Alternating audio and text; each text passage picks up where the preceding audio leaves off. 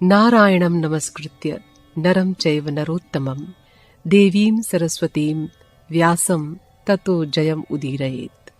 अंतर्यामी नारायण स्वरूप भगवान श्री कृष्ण और उनके सखा नररत्न अर्जुन, उनकी लीला प्रकट करने वाली भगवती सरस्वती और उसके वक्ता भगवान व्यास को नमस्कार करके आसुरी संपत्तियों का नाश करके अंतःकरण पर विजय प्राप्त कराने वाले महाभारत का पठन और श्रवण करना चाहिए।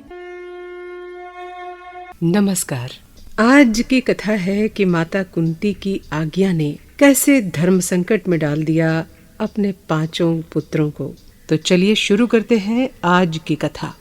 भीमसेन और अर्जुन ने द्रौपदी के साथ कुम्हार के घर में प्रवेश किया और अपनी माता कुंती से कहा कि माँ, आज हम लोग ये भिक्षा लाए हैं। माता कुंती उस समय घर के भीतर थीं।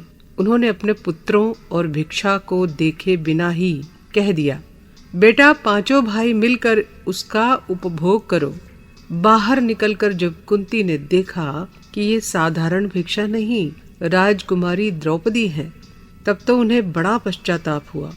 वे कहने लगीं, हाय हाय, मैंने ये क्या किया। वे तुरंत द्रौपदी का हाथ पकड़कर युधिष्ठिर के पास ले गईं और बोली कि बेटा, जब भीमसेन और अर्जुन इस राजकुमारी द्रौपदी को लेकर भीतर आए, तब मैंने बिना देखे ही कह दिया कि तुम लोग मिलकर इसका उपभोग करो।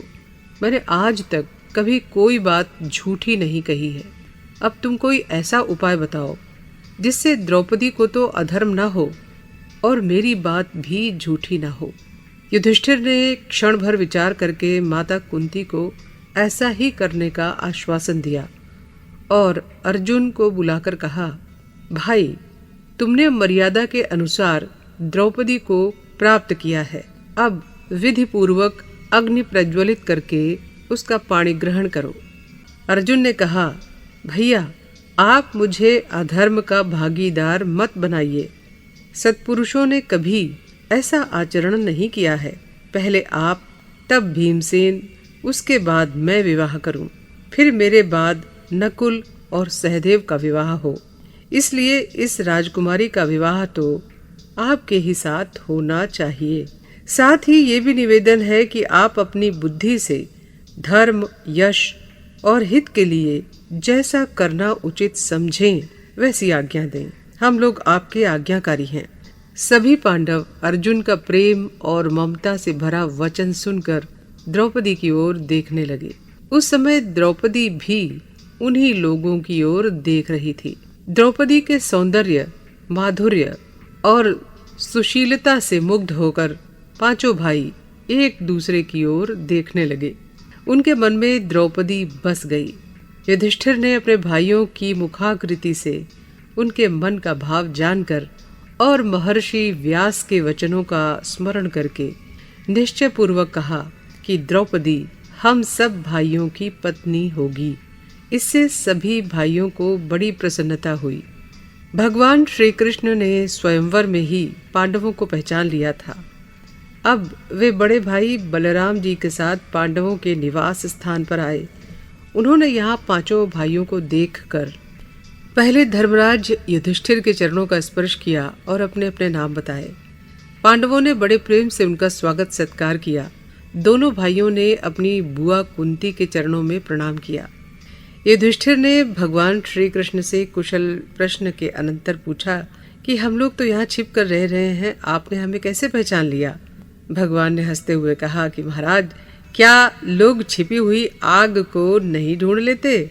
आज भीमसेन और अर्जुन ने जिस पराक्रम का परिचय दिया, वो पांडवों के अतिरिक्त और कौन कर सकता है। ये बड़े सौभाग्य और आनंद की बात है कि दुर्योधन और उसके मंत्री पुरोचन की अभिलाषा पूरी नहीं हुई और आप लोग लाक्षा भवन की आग से बच निकले। आपके संकल्प पूर्ण हो, आपका निश्चय सार्थक हो। जिस समय भीमसेन और अर्जुन द्रौपदी को साथ लेकर कुम्हार के घर जा रहे थे, उसी समय राजकुमार धृष्टद्युम्न छिपकर उनके पीछे पीछे चलने लगा। उसने सब ओर अपने कर्मचारियों को नियुक्त कर दिया और स्वयं सजग होकर पांडवों के पास ही बैठा रहा। वो पांडवों का सब काम बड़ी सावधानी से देख रहा था। चारों भाइयों ने भिक्षा लाकर अपने बड़े भाई युधिष्ठिर के सामने रख दी। कुंती ने द्रौपदी से कहा, कल्याणी, पहले तुम इस भिक्षा से देवताओं का अंश निकालो, ब्राह्मणों को भिक्षा दो, आश्रितों को बांटो, बचे हुए अन्न का आधा भीमसेन को दे दो, आधे में से 6 हिस्से करके हम लोग खाएंगे। साध्वी द्रौपदी ने अपनी सास की आज्ञा में किसी प्रकार की शंका किए बिना प्रसन्नता के साथ उसका पालन किया। भोजन के पश्चात सबके लिए कुशासन बिछाया। सब ने अपने अपने मृगचर्म बिछाए और धरती पर ही सो गए। जनमेजय धृष्टद्युम्न पांडवों के इतना निकट बैठा हुआ था और वो उनकी बातें तो सुन ही रहा था, द्रौपदी को भी देख रहा था। वहां की सब बात देख सुनकर वो अपने पिता द्रुपद के पास पहुंचा। द्रुपद उस समय कुछ चिंतित हो रहे थे। उन्होंने धृष्टद्युम्न को देखते ही पूछा, बेटा, द्रौपदी कहाँ गई? उसे ले जाने वाले कौन हैं? मेरी कन्या किसी श्रेष्ठ व्यक्ति के हाथ में ही पड़ी है ना? यदि मेरी सौभाग्यवती पुत्री नररत्न अर्जुन को प्राप्त हुई होती तो क्या ही अच्छा होता। धृष्टद्युम्न ने कहा, पिताजी, जिस कृष्ण मृग चर्मधारी नवयुवक ने लक्ष्य वेद किया था वो बड़ा ही फुर्तीला और वीर है, इसमें संदेह नहीं।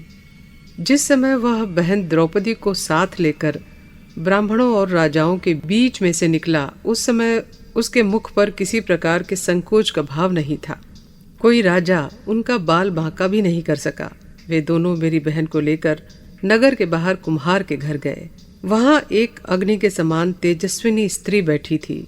अवश्य ही वो उनकी माँ होगी। धृष्टद्युम्न की बात से राजा द्रुपद को बड़ी प्रसन्नता हुई। उन्होंने तुरंत उनका परिचय प्राप्त करने के लिए अपने पुरोहित को भेजा। पुरोहित ने पांडवों के पास जाकर कहा कि आप लोग चिरंजीवी हो।